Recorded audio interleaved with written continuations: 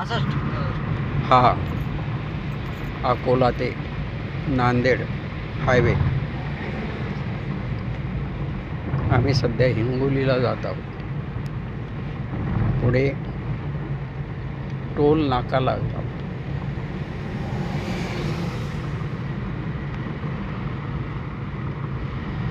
हा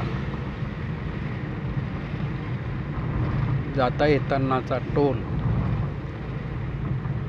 जाचक वाटतो. कारला जाताना 120 रुपये आणि 24 तासात जर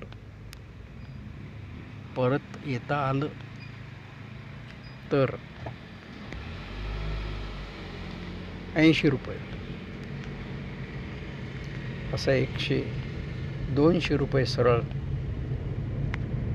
खिशातून जातात.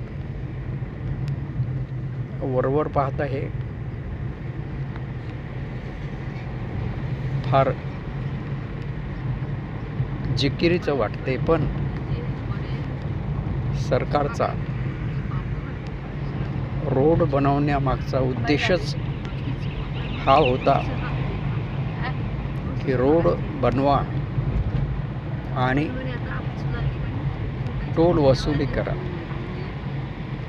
पण किती काळापर्यंत?